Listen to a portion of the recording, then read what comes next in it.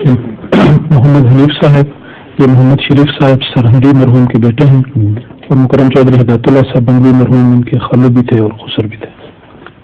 السلام علیکم حضور.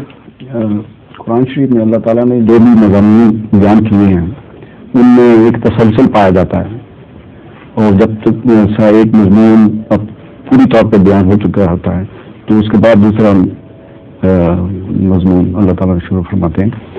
تو سورۃ النساء کی شروع میں پہلے وراثت کے سلسلے میں مضمون شروع ہوا ہے تو اس کو پوری طرح تفصیل سے بیان فرمایا ہے. لیکن اس کے بعد پھر دوسرے مضامین شروع ہوتے ہیں اور سورۃ النساء کے آخر میں حضرت عیسیٰ علیہ السلام کا ذکر ہے اور آخری آیت میں پھر دوبارہ وراثت کا ایک آیت ہے جس میں کلالہ کا ذکر ہے. تو ظاہری طور پر یہ لگتا ہے کہ جو تسلسل تھا وہ قائم نہیں رہا. تسلسل تو بڑا واضح طور پر قائم ہوا کیونکہ نساء میں جو عورتوں نے غیر معمولی کردار ادا کیا ہے انسانی معاشرے اس کی تہذیب کی ساخت میں اور پھر سب سے اہم مذہب میں اس میں نمایاں کردار حضرت مریم کا ہے.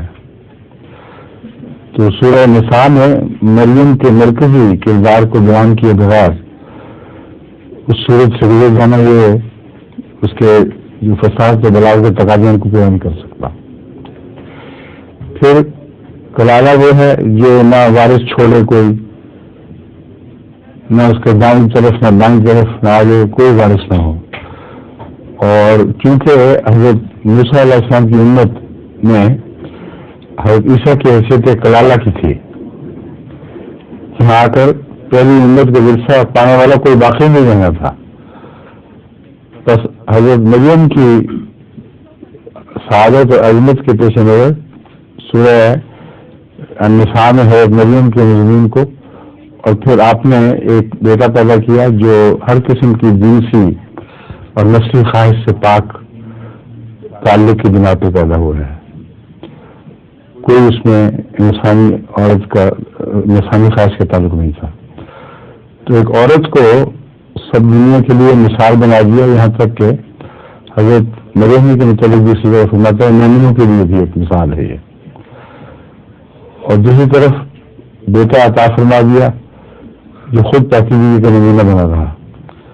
لیکن عورت کے ذریعے جو اولاد ہے اس کا آگے کلالہ ہو جانا یہ تمام موسی امت کے آخر پر کلالہ ہو کر بے وارث رخصت ہو جانے کی ایک نشان ہے.